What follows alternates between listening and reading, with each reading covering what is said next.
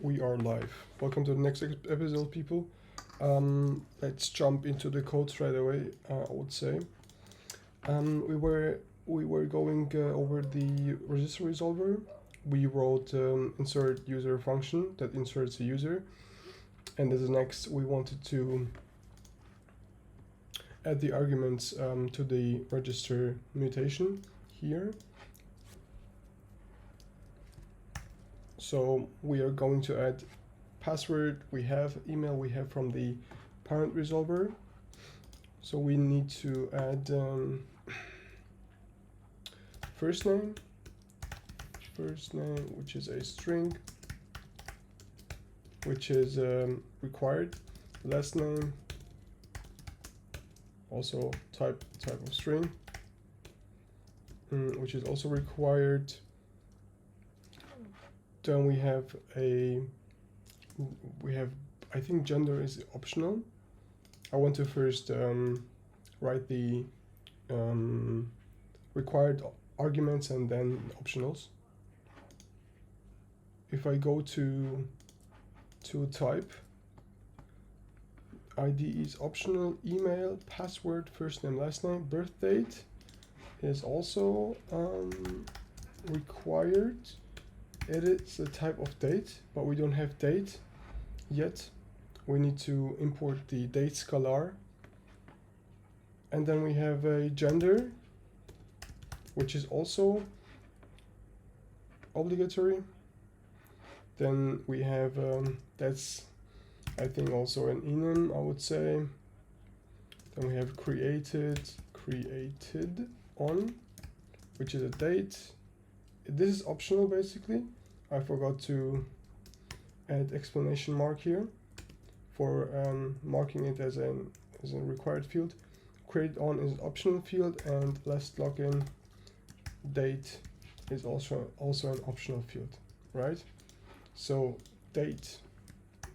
Let's import date scalar in our base schema here. If we say date, it should actually recognize it. Yes.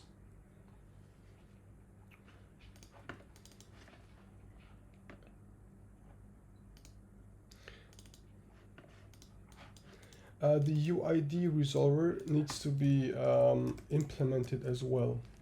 We didn't implement the UID resolver.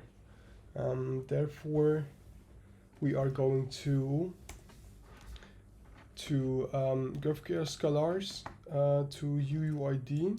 I think we need to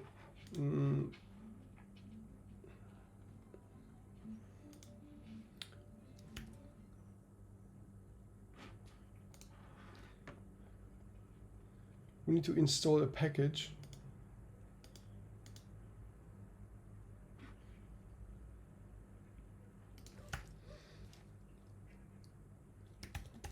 Server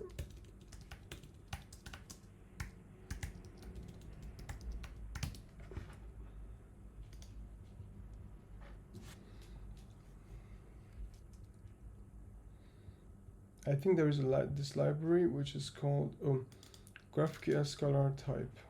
This is how we can basically use from GraphQL this GraphQL scalar type class, where you implement the serialization of the scalar and parse value and so on, but we don't want to implement it on our own. There is a library for it. Let's say, I think GraphQL scalars, and then we say npm. Okay, I believe this is the package that we can use. Yeah, it has pretty high download rates.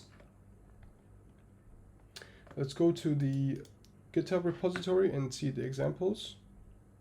Well, this is their website. Okay, this is where we need. All right. But where can I see the examples? Get started, I guess. Quick start. Okay, this is how we teach you.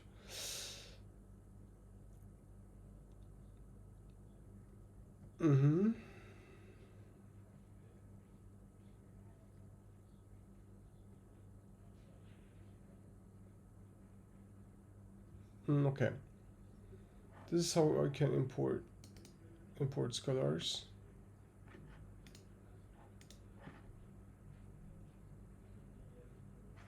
All right, let me quickly edit pm add as I think as production dependency. Yeah. All right, and here we can say GraphQL scalars. Do we have like UID? UID resolver. That's what we need actually. Return.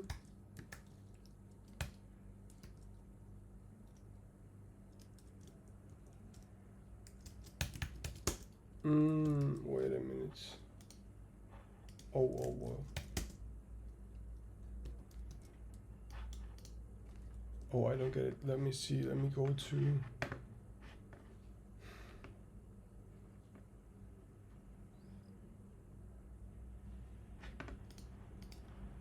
Let me go to docs and then to. No, I don't want the scalars. Where is this documentation?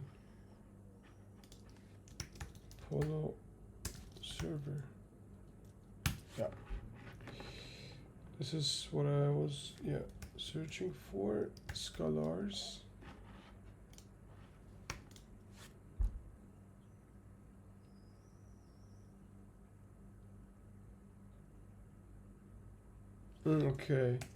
Okay, let me see. Resolver space.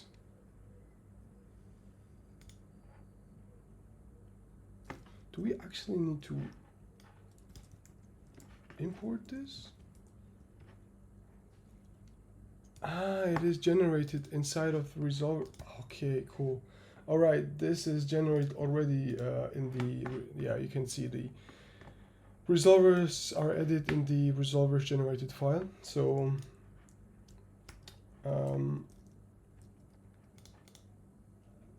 but we still need to implement it.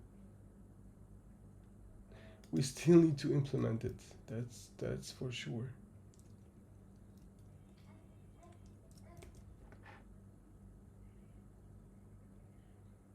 Okay, this is how we implement it then. All right, we have, okay. So you go to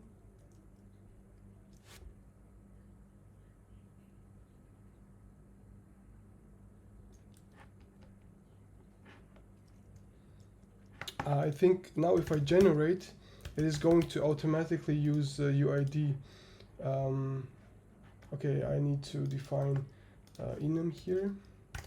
Enum gender first, and then we've got feminine and masculine, and then date. I just made a typo.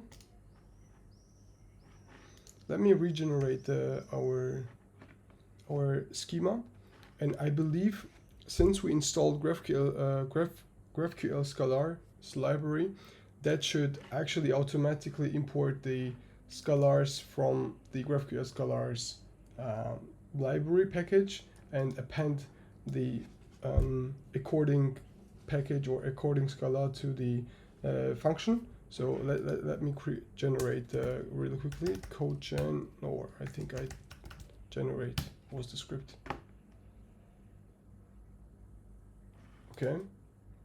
Yes, thank you. As you can see, it generated and the resolvers are now imported from GraphQL Scalars, which is really nice. I didn't know about it.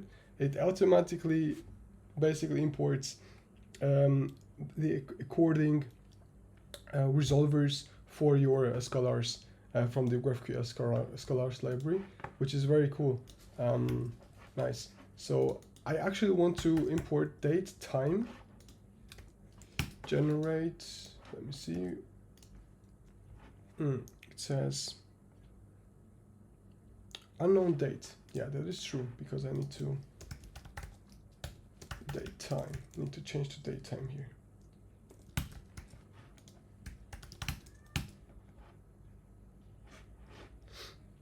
somewhere else. Oh.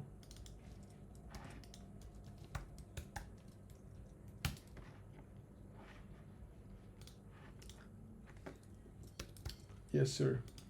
Thank you. It's pretty nice, actually. And let me go to GraphQL Scholars. No, that's the bot. I don't want to talk to bot. No, I just want to search stuff. GraphQL Scholars. Scholars. Quick start. Available Scholars. If I go to date, the difference is date, add a string such as this is a compliant with full date format outline section blah blah. Date time, however, datetime string UTC such as this is compliant with datetime format blah blah. Okay, then this is compliant with this format, which means we also have hour, minute, and second as well. So we can actually leave this. It's fine. And cool. It's working quite well now. So we added additional arguments, additional register mutation arguments, which we generated as well. And if I go to our register mutation, we should see the arguments as well. Sorry, resolvers of mutations. We should see the arguments here, argument types, which are last name, last login, first name, gender, created on, birth date. Nice. By the way, now we are using camel case now, right? The problem is that we are now inserting in camel case format. So the property names are in camel case format. In our database, we basically have snake case format. So what we want to do is now we want to install a library of like Knex library. It's an additional helper library that converts. Before making a request, it converts all the properties to snake case.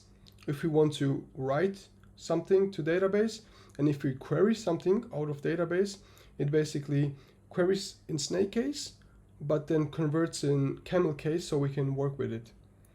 So it's pretty nice. And this library calls, I don't even know if we already installed it, but let me check. It is called Knex Stringify or something. No, we haven't installed it yet. So let me install this first. Stringify, I believe.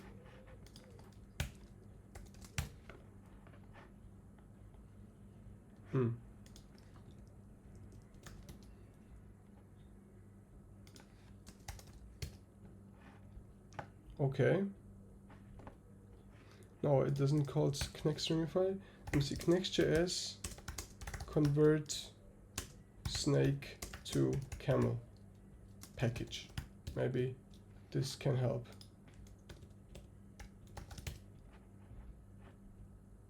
Knex string case it's called. Sorry, my bad.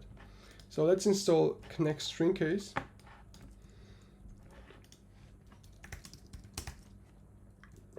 I believe also in production, yeah. And we need to do a configuration here. We need to wrap up the options that we pass to the database, to the Knex database.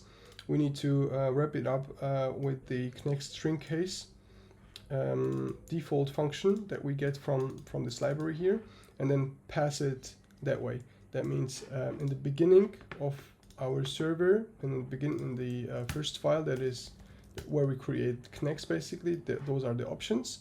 We want to wrap these options with the function Knex string case that is imported as a default, right? String case. Yeah, they wrote it like this, but I prefer to have it in camel case because string and case are two different words. Or yeah, you can see this. Yeah, we can also write this with lowercase. So if I wrap this up,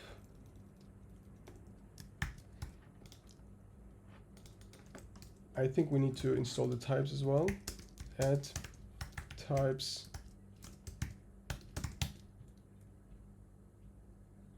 Okay, there are no types for it.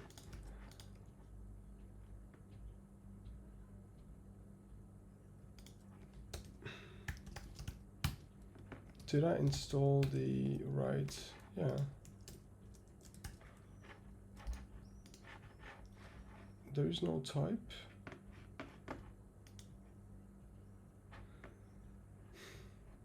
Could not. Yeah. Okay. This is not found somehow. Doesn't have TypeScript support. An authorization header was used, bearer npm hidden. This happened while installing directory dependency. Is not in the npm registry. Okay, it can't be found in the npm registry.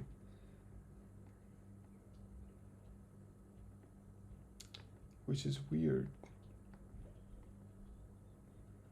I can also type it on my own, but let me see if it has TypeScript support. First of all,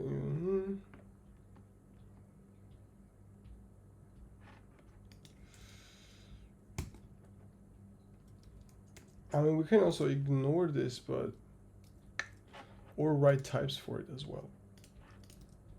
First, let me see if it works. Okay, let's run. Apparently, it is working. No complaints at all. Okay, what we can do is we can write declaration or on. So declaration, TypeScript third-party library declaration, where we say declare module connects string case, and in here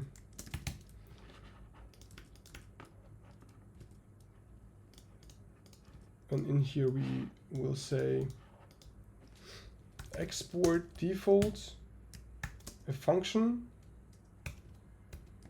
that takes an argument, which is connects options.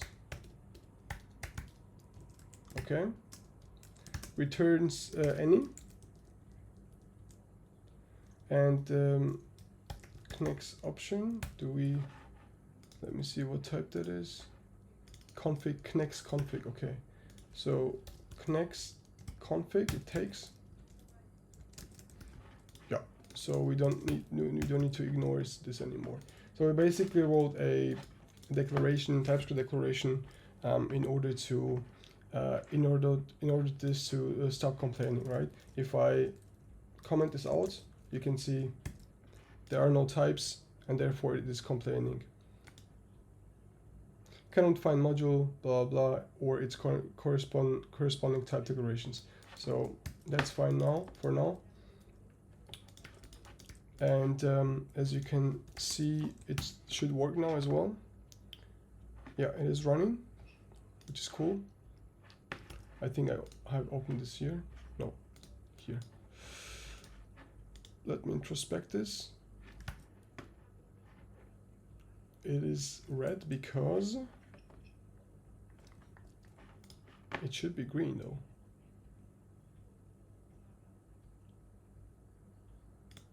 Turn off, turn on.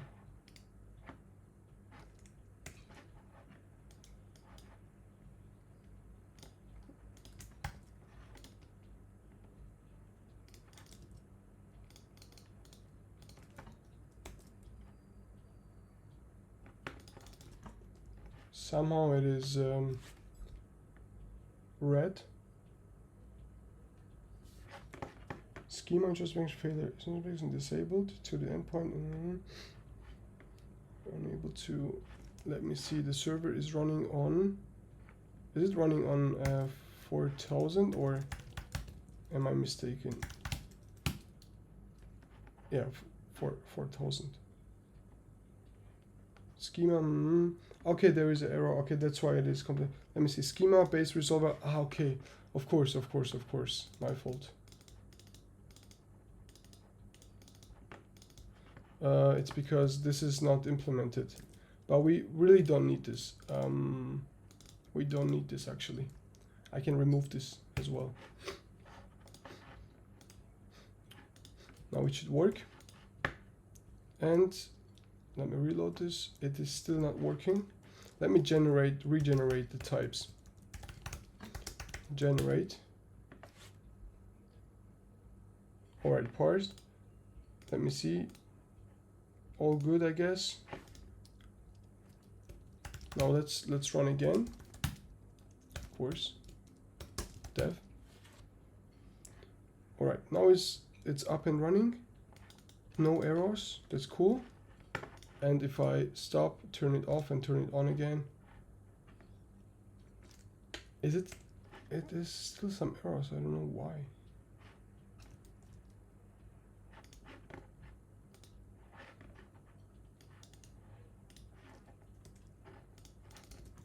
Let me really quickly mutate register function. Context creation failed, connected. Of course, we didn't run the, oh man. We have to run the Postgres local server with Docker. Okay, it is, the Docker daemon is stopped. It's not running right now. Let me quickly open the Docker desktop. And with that, we will be able to run Docker daemon as well. Or it is going to run Docker daemon. And we will be able to basically rerun the command successfully. It is, yeah, now it's running, I guess.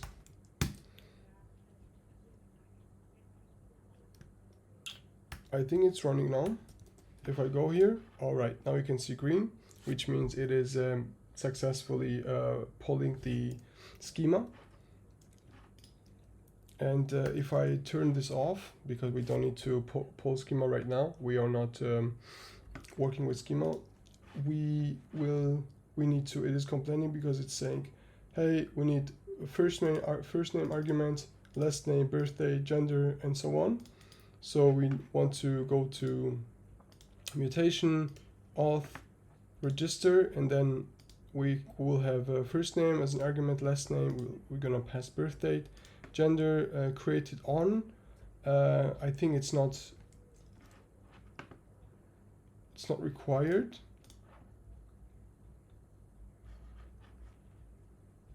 Yeah, it is not required.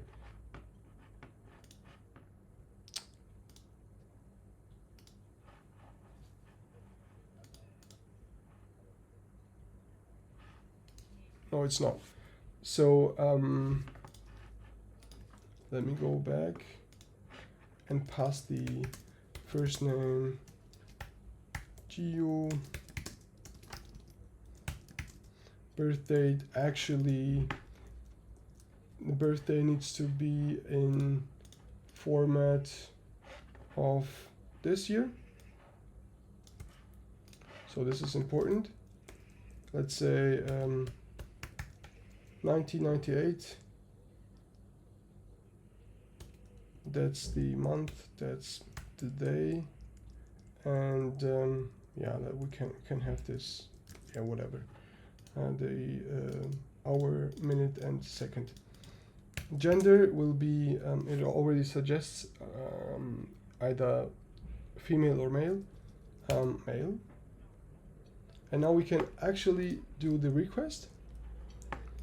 And now I'm hyped whether we are going to create a entry right now or not. Let me first add the data source in our IDE so we can see in real time whether we create the entry, the user entry for us or not. Let me create, I think user was Postgres and password was Postgres as well. port is correct. Test connection successfully. Apply. Okay. Now let me add the schema here, Facebook dev. Not the schema, but sorry, the database. And let me add all schema. And in the user schema, we are going to have a base table. And inside of this base table, we will see our entry basically if we make the request. But before, I think we forgot to, before we execute the request, we forgot to generate the JWT token and also pass the arguments accordingly. So we're going to have first name, last name, created on. Created on, if I go to the table here, we can see created on has already a default value. So we don't need to, it's not necessary to pass created on here. Birth date is birth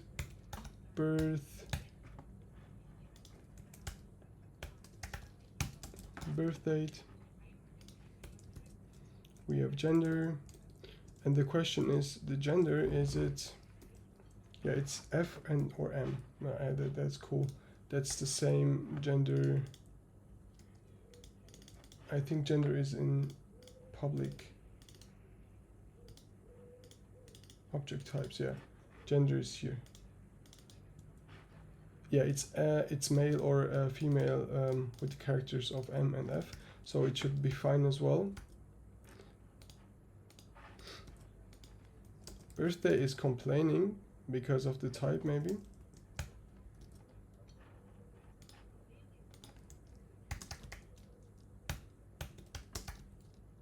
Gender we have as well.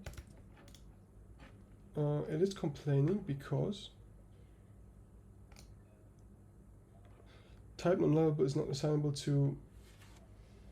Okay. What we can say is we can say gender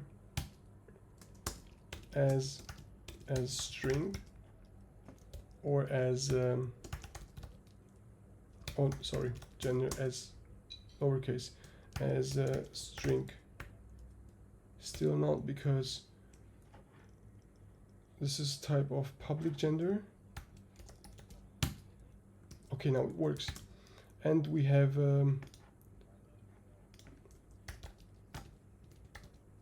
birth date, comma, missing. This says type non-nullable string date is not assignable to date. So let's say as date. Should work. So we casted the types successfully, and now it's not complaining anymore. What we want to do is we want to create a token with or sign the token from JSON what token, and we want to have custom generated payload here. We want to have the secret, and we get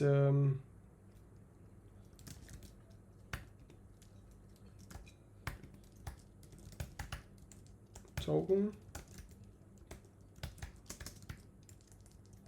and in here we have email, which is email. We have sub, which is yeah, we need sub beforehand, right?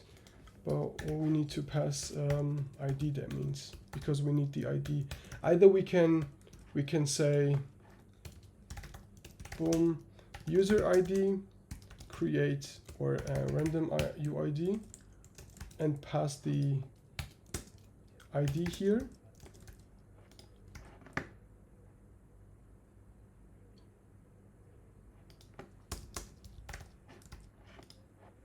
Okay.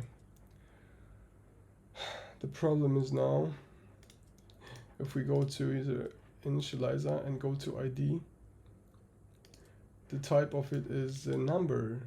Why number? It should be a string, because it is That is weird. It should be a string. UID is a string.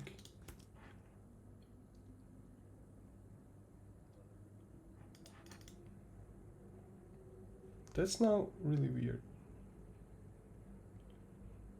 What?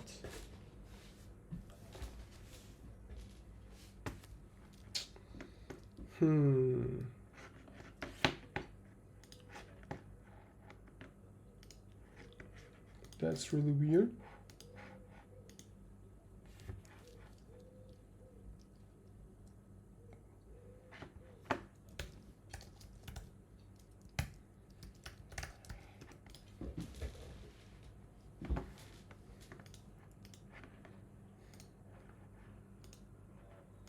Okay, this is why is it a number?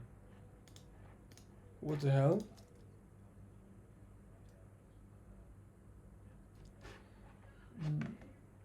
Okay, let me map this, the custom type. I guess, where is UID? Where can I type UID? Let me go to public.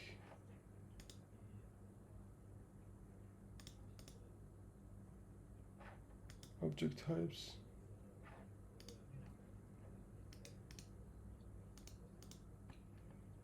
Okay, this is UID, I think. Somewhere here we are going to find UI. Yes, UID. Okay, so this is under object type. So PG catalog. Yeah. So PG catalog and UUID is string. So we are now mapping UID type to string. That means during the generation it is going to say, instead of giving it an ID as a type, which is a number and an object with flavor of ID, like I don't really know what that means, it is going to say yeah, you are a string. So let me quickly run this and I hope it works. PM kernel. If we go to base,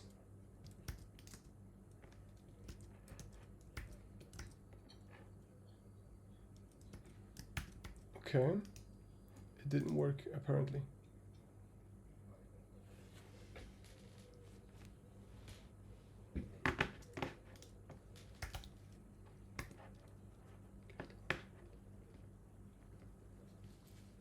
It did not work.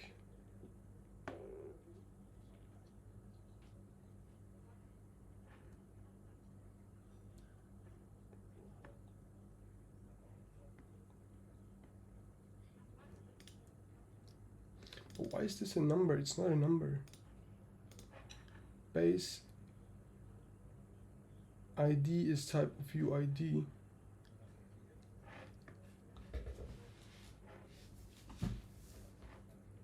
Okay, it is being parsed somewhere. Named.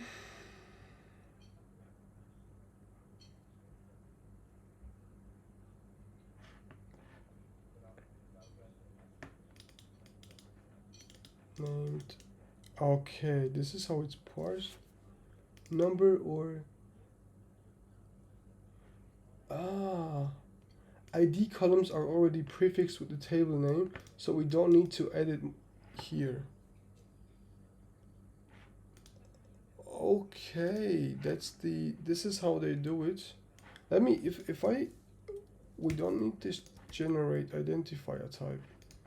If we now generate it, I believe it should, oh, now it's base ID.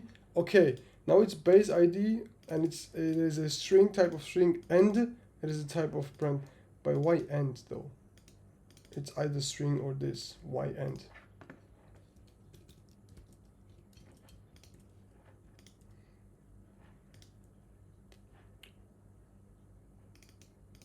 Like, I don't get this.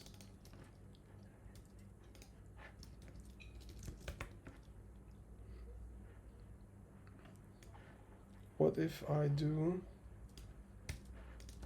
let me quickly console log this and see what this actually is. Okay, it's version ID, version ID, version ID. Then let's say they have type declaration, name named, and number. Let's say it's a string or a number.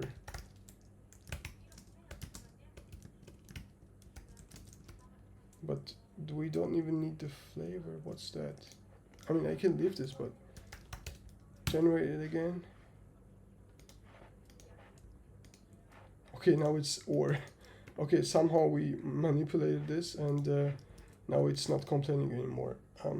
Let's leave it like this, and yeah, continue basically building this here.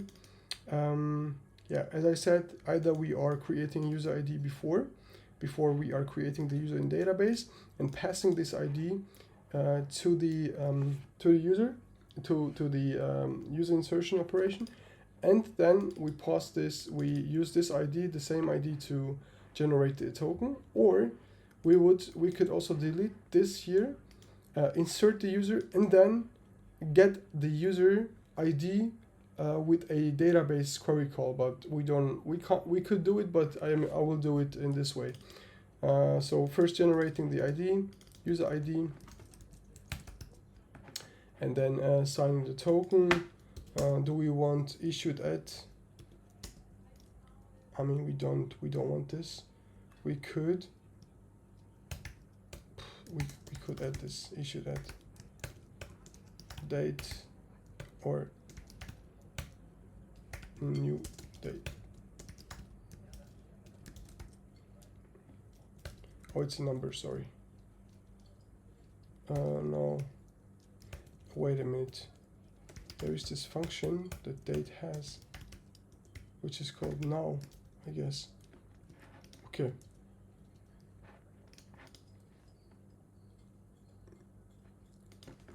If this fails, we say throw new error or GraphQL error, or we have a custom error that we made, which is called internal server error, I believe, but let me look into. Oh, we didn't create any custom error. It was a different project. Yeah, let me create a GraphQL error, internal server error. We have a code. I think the code is inside of extension code 500 message, and let me see how Apollo does this.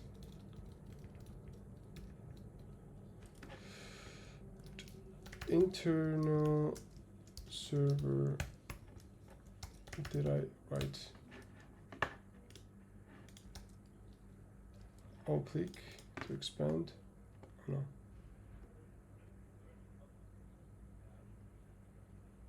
Oh, here, internal server error, which is this here.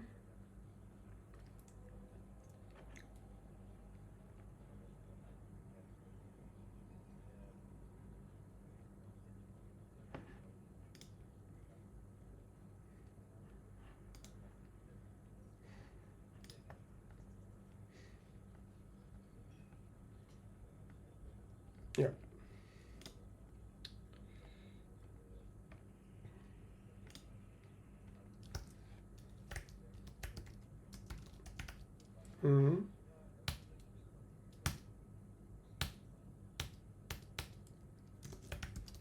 Let me see how they implement extension. Okay, there's a code. Oh. We can also use this enum here to get the code of, let me import this first, internal server error.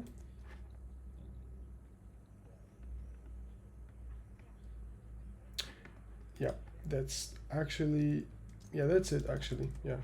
What we also can do is we can abstract this in a let's create custom error classes, or exactly, so custom error classes.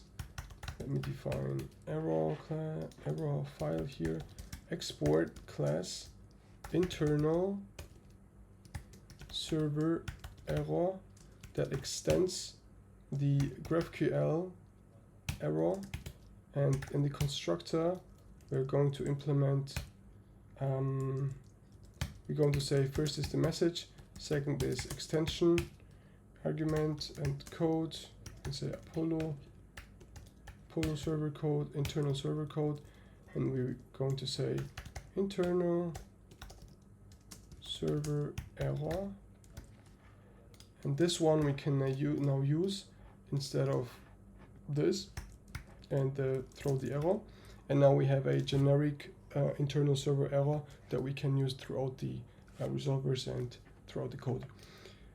All right, and we also want to, for us, kind of log out what the error is. We say failed to, failed to sign payload with the JWT, and then we also show the error. That's for us basically. This is for the client and this is for us. All right, now it should be good. Encrypted password, email, gender, first name, last name. Nice. Okay, I think we're good to go. If I now, we are running, if I now send a mutation, a register mutation with the user, mutation, I get insert into user base, birthday, blah, blah, blah, value too long for type character, varying 50. But which character? That's the question now.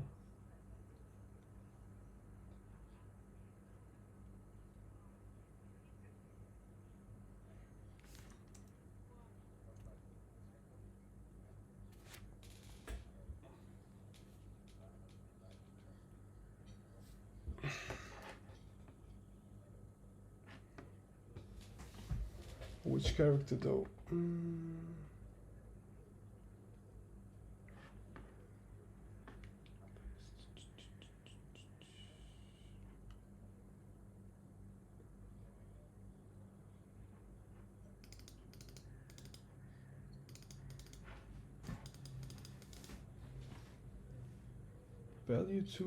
Value too long, but which value? It's not a good error message. Error insert birthday, blah blah. Value too long for type character varying 50. Which one? Is it the email? I can also shorten this, send this. Same. Birth date, last name. It is 3 characters. Here is 5. Birthday is a type of date.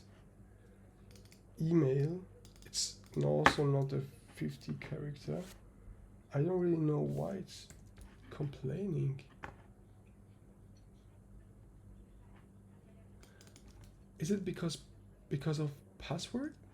Ah, shit. Yeah, probably.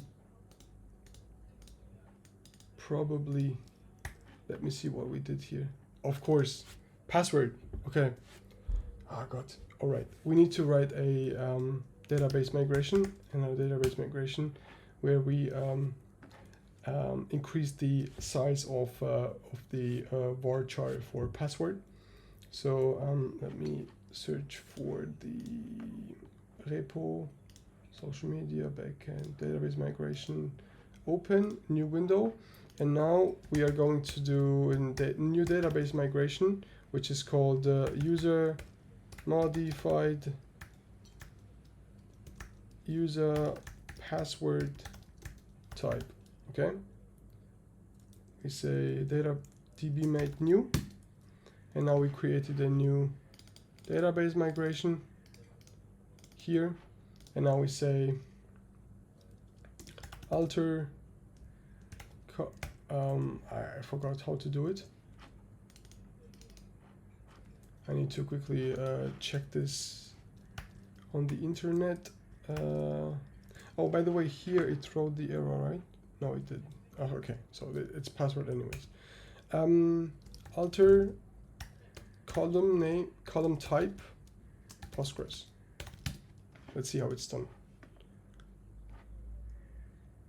So we say alter table name. Yeah, so we say alter table name, set type. Okay. So basically, alter table name, set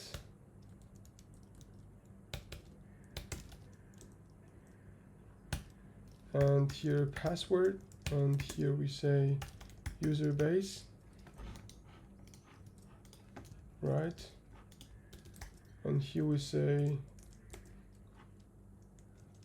set type to, that's varchar 50, no, 250, that's now the type. Or let's even say, how many characters is it? Yeah, but it's, yeah, let me just say string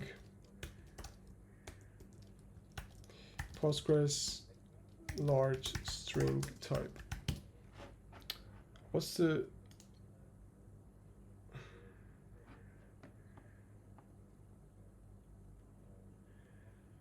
I think 256 should be fine.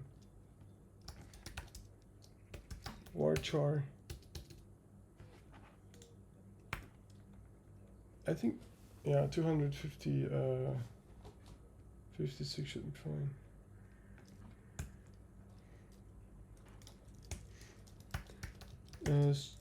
Postgres, there is also string type, or no, there is text, yeah, text versus varchar. Difference between text and varchar. There is no difference under the hood, it's all vanilla, okay, it's convention basically. Yeah, 256 should be fine. Let me do this. So varchar,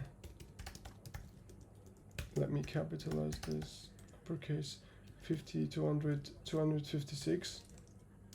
And if we want to migrate it down, we are going to migrate it to the same type as we had it before. Password, yeah, okay. Let's do dbmate up. Okay, that's an error because we didn't, that's not the right syntax, I think. Alter column type using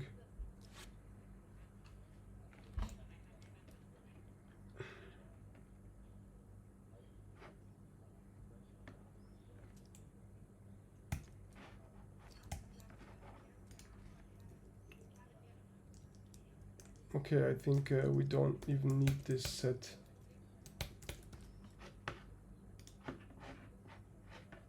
Let me see, no, or do we?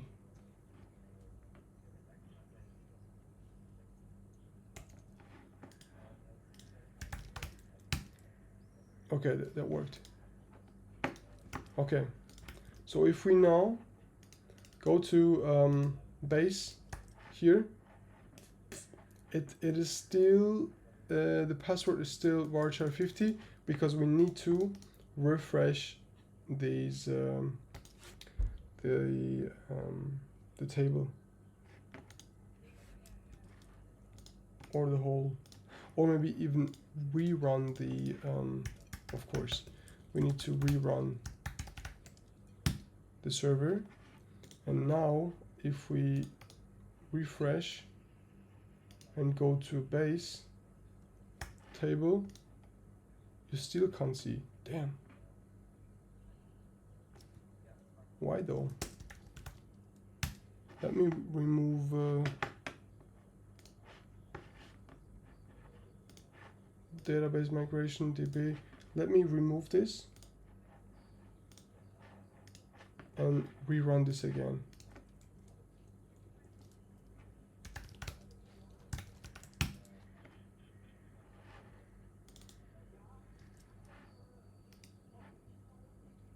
It is not working.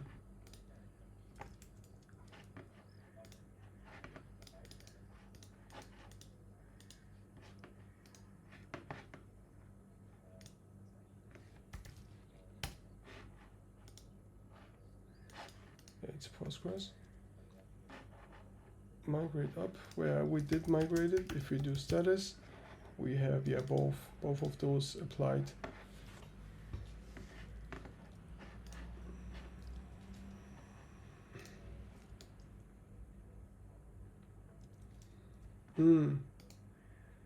Oh.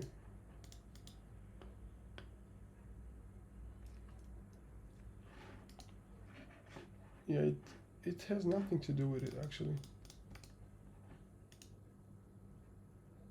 We should be able to see it without actually stopping it and rerunning it, but somehow.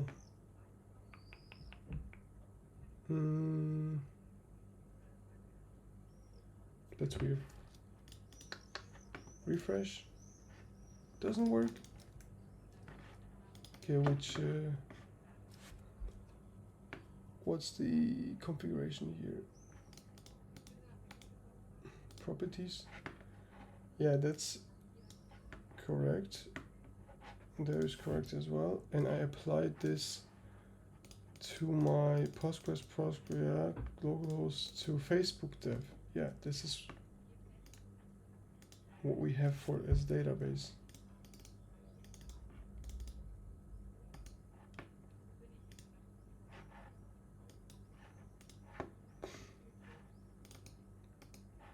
Yeah, perhaps it cached or something. I don't.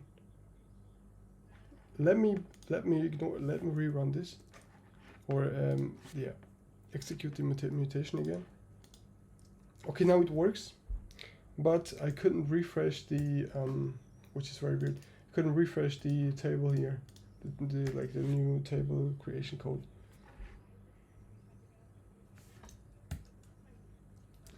Okay. Whatever, yeah, it worked, and as you can see, we have we got the token back, which is pretty nice. And now what we can do is we can log in with this token. Not log in, but yeah, we can see the data first.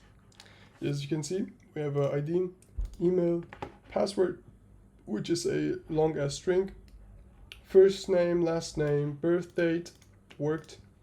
Gender created on, last login we don't have, but now it's cool. Yeah, now we're cool. If I do login now and basically pass the same password and email and mutate, no, we don't need this. Login, boom. Okay, we need to implement login for sure, but registering works. Let me register another person. Let me remove login. Let me say gmail.com, blah blah. Yeah, name is all good. Mutate. We get a new token. If I refresh, you can see the new field here, new entry. So yeah, registering is working, which is pretty nice. And I think in the next tutorial, next episode, I'm going to implement the login functionality. Yeah, this is what I'm going to do as next. And yeah, thanks for watching again, and see you next time.